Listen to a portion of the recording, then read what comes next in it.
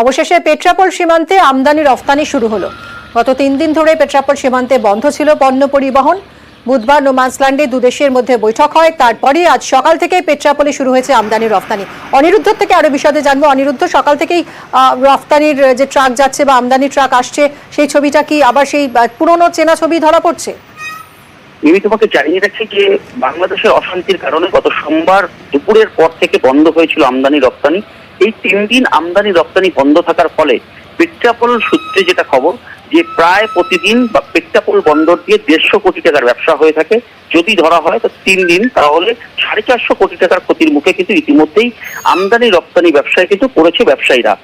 আজ সকাল থেকে অর্থাৎ গতকাল দুই দেশের মধ্যে, ভারত এবং বাংলাদেশের পোর্ট, কাস্টমস এবং ক্লিয়ারিং এজেন্ট যারা আছে তারা একটি বৈঠক করে বাংলাদেশ এবং ভারতের নোম্যান্সল্যান্ডে। সেখানে দীর্ঘক্ষণ বৈঠকের পরে তাদের সিদ্ধান্ত হয়েছিল যে ভারতীয় যে সমস্ত গাড়ি বাংলাদেশ পোর্টের মধ্যে আছে, 750 এমন লোডিং গাড়ি বাংলাদেশ পোর্টের মধ্যে ছিল।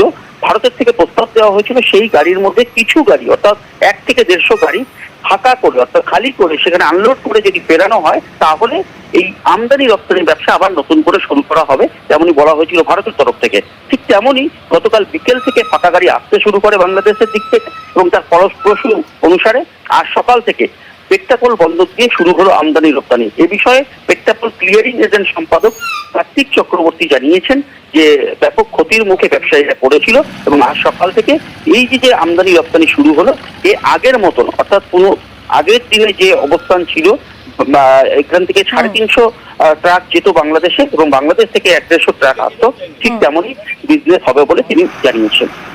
ধন্যবাদ অনিরুদ্ধ। ছিল এখন আপাতত এই স্বাভাবিক পর্যায়ের দিকে এগোচ্ছে। আমরা প্রথম 8টার সময় প্রথম গাড়ি আমরা রপ্তানি করলাম, ওদের গাড়ি আমরা নিলাম, আমদানি করলাম। উভয় পাশে সরকারি আধিকারিকরা কাজে লেগে গেছে। তো আমরা বাংলাদেশ থেকেও আমাদের আরও নিশ্চিত করা হয়েছে যে পোর্ট সম্পূর্ণ সুরক্ষিত, বিশেষ করে ভারতীয় ট্রাক এবং ভারতীয় ড্রাইভারদের জন্য এটা আমরা নিশ্চিত হয়েছি। তো উভয় পাশে সরকারি আধিকারিক এপাশে যারা আছেন, বিএসএফ এবং এলপিআই যারা দায়িত্বে আছেন, তাদের গ্রিন সিগন্যাল পেয়ে নিয়ে আমরা আমদানি রপ্তানির কাজ শুরু করেছি।